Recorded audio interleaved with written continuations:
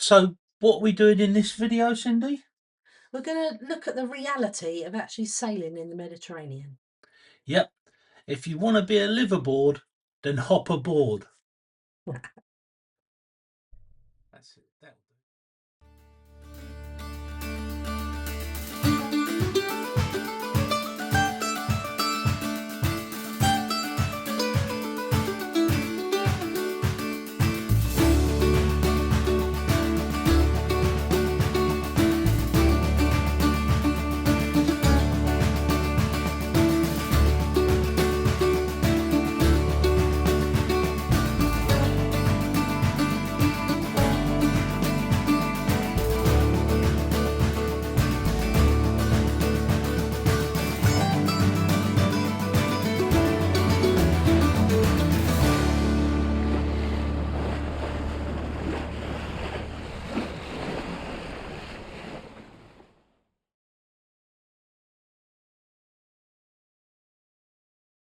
The Mediterranean remains one of the most remarkable cruising grounds in the world, in our opinion. But in 2026, the legal framework, the costs structure, the practical realities of staying there have changed from when we first sailed down to the Med. In this episode, we'll look carefully at what those changes mean. For example, the 90-day rule for those who are British, residency options, marina pricing pressures, anchoring realities, and the practical strategies that are available today for sailors in the Med. We're not making this a negative assessment, we're just simply trying to make it an informed one. So here we go. Buckle up.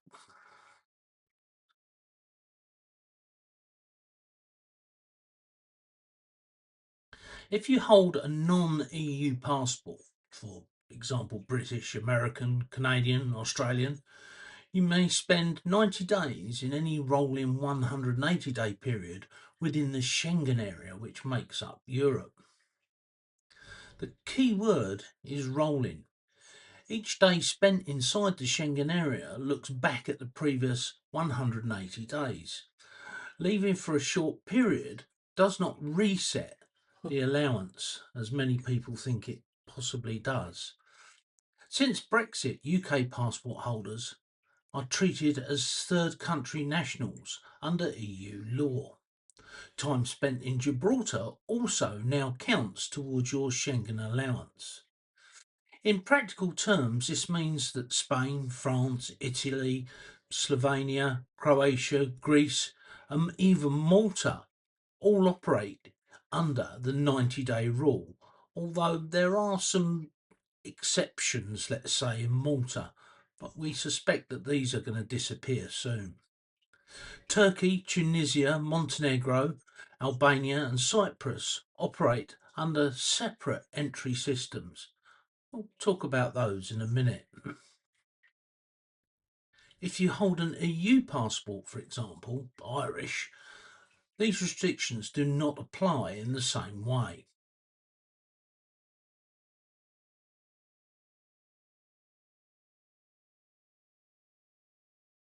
Staying longer than 90 days. For those wishing to remain longer than 90 days, the principal route is residency or a long stay visa. Application fees are generally modest. The primary requirement is demonstrable income along with private health insurance. Depending on the country, you are typically expected to show an annual income in the region of €30,000 to €45,000. In addition, most applications require proof of income, valid health insurance, a local address, minimum stay commitments, and awareness of potential tax implications. This is entirely achievable, but it does require preparation. On the subject of health insurance, the UK does have reciprocal health agreement with most EU countries, so you are covered. However, you may prefer to have your own private insurance. When you're outside the EU, of course, you'll need either your own insurance or to use the very good health regimes that they have in countries like Turkey and Tunisia.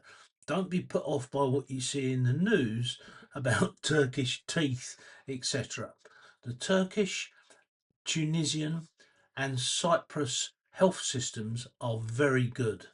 In fact, Turkey's so good that if it hadn't been for the Turkish health system, I wouldn't be here now, would I?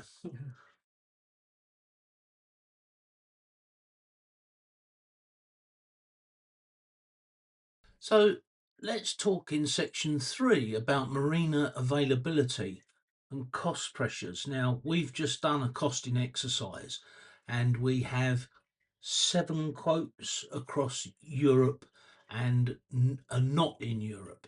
Um, and we've actually got those printed out. I think we put them in the last video. Now, we did get a bit of flack about from some people saying A, those costs are far too low, or B, those costs are far too high. We can only talk from what we've been quoted from various marinas, and I think it's 5 or 6 that we've been quoted. Plus, we have the option of going back to Tunisia next year. Anyway, over the past several years, we've observed consistent pricing pressure across the Mediterranean in all the marinas. There are structural reasons for this. Demand has become concentrated in certain regions. New marina construction has been very limited. We only actually know of 2 new marinas, and both of those are in Turkey. Both of them belong to the same setter group, and so the pricing in them is set by setter. The new marina construction is very limited right across the Mediterranean, and that's basically because there's no more room to put anything. And of course, there's the expansion of charter fleets, which has been very significant. Charter fleets take up a lot of room in many, many marinas, and this forces the available spaces in the marinas to be limited. Some areas, a substantial proportion of the marina capacity is now commercially operated by the charter companies. Charter fleets are beneficial in many ways. They broaden access to sailing for people who can't afford their own boat. However, they operate on short term holiday cycles, short stays, um, and discretionary spending influence the local pricing environment. What does that mean? Well, people that are going on holiday on a charter boat are only there for a couple of weeks. They take 2,000 or £1,000 of spending money and they think nothing of spending that in 2 weeks. Most cruisers don't have that kind of budget. Even town keys in popular areas increasingly prioritise commercial traffic during peak periods, and you'll know that if you sail the Med, that quite often you'll be sitting minding your own business in a quiet little marina or a quiet little town quay, and suddenly 30 boats from a charter fleet will come up, throwing their anchor chains everywhere and reversing at high speed, usually picking up your chain and anchor as they come in. Due to the invasion of Ukraine, Russians have now been banned from most of the EU. Um, there are places where they can visit on a short term basis, but mainly they're centralised in Turkey. And that means that the Turkish marinas have now had the opportunity to grab some of them rubles, and they do. And we think that that's probably why Turkish marina prices have gone up so much, as have increased by over 200%. We've just had 2 quotes from Cash Marina and Finike, and they're up around £5,500. That's about €6,500. Now, cash, you have to pay for your electricity. I believe you have to pay for your water as well, so that comes on top. Don't forget that in that part of Turkey, it's not particularly warm in the winter, so you're going to be spending out on electricity or diesel to heat your boat if you're there full time as a liveaboard. In Finnequay, water and electricity are included in the price, but it's quite an old, tired marina. And having spoken to our friend Carl, hi Carl, apparently a lot of the shops and the chandlers and the Red Lion, which used to be part of the facilities there, have all been knocked down as Setar are modernising that marina. We'll see what happens, but I don't think that the price is going to come down. So, for clarity, we base many of our reported figures on first hand experience, direct marina inquiries, and we use tools like the Navily app to help us make those decisions if we go into a marina or into an anchorage during the year. Now, Navily is a crowd-funded source cruising database, although Navily themselves do actually talk to the marinas for pricing. We're not affiliated to them. This is a simple planning tool that we use, but it is very good. As with all crowdsourced information, um, it may vary um, seasonally or require confirmation. So if you're using Navily, don't expect to see um, absolutely cast in stone prices. They can change. And of course, everybody has their own opinion on what an anchorage might be. Some say they're good, some say they're bad, some say that they've got weed. Some people don't know north from south and they've got the wind in the wrong direction. So just be aware that Navily needs checking and you need to make sure for yourself And make your own opinions. and then make your own opinions.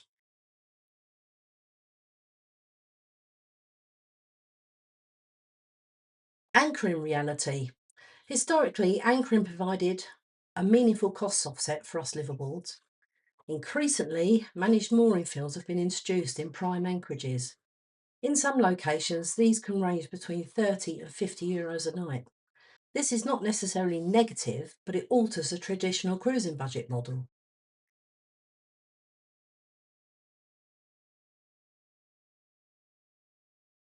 So what we're saying is that where we used to be able to anchor, more and more there are mooring fields of mooring buoys being put in, and we are tending to be pushed out towards the sea, away from the land. Now, obviously, if you want to go to shore to get food or drink or a night out, it makes coming back to your boat uh, a little more of a struggle.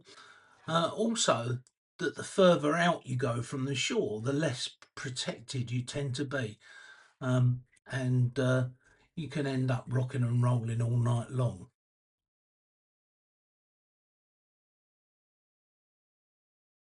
So, strategic options. Given this landscape or seascape, the practical options are clear. Rotate between Schengen and non Schengen regions, apply for residency where it's viable, adjust seasonal duration. In other words, don't stay in the Med all year long. Go back to your home country or go somewhere else for some part of the season. And of course, you need to budget conservatively. Prices are only ever going to go up, not down. Income flexibility also plays a significant role. For those on a fixed retirement income, as we are, budgets are finite. For those able to supplement their income remotely, the equation changes considerably. In other words, doing work while you are on your boat. However, this is kind of frowned on by the locals as you're taking away revenue from them, and also you may be subject to paying income tax either in your own country or in the country where you're working. You have to be very, very careful about how you go about this.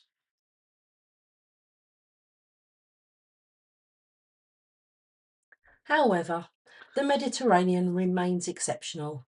Despite the changes, the Med remains one of the most diverse and rewarding cruising grounds anywhere in the world. I'd say that, yeah. It's busier, it's more structured, It's more commercialized, but it's still extraordinary. You can't throw a stick in the Mediterranean without it hitting some historic monument. And especially in Turkey, Tunisia, Cyprus, and some other countries, the access to these historic monuments is just unprecedented. You can literally walk around them. There's no safety rails, there's no guards, there's no fees. If you want to see history as it was, and some of this stuff is almost untouched in 2,000 years, then the Mediterranean um, is the place to go. The difference today is that preparation and understanding matter more than they ever did, in our opinion. You need to arrive informed. You need to understand the framework that you're going to be sailing in, and you need to plan realistically and have a plan B for when your realistic plan doesn't go according to plan. It remains achievable to sail in the Med on a reasonable budget, but you have to be aware that it's changed in the 9 years that we've been sailing the Mediterranean, but we still love it, don't Yeah. we? We hope that this video has been useful for you and gives you an insight. We don't want to make it seem like a downer. The Mediterranean is great. Warm water, fantastic people everywhere we've been.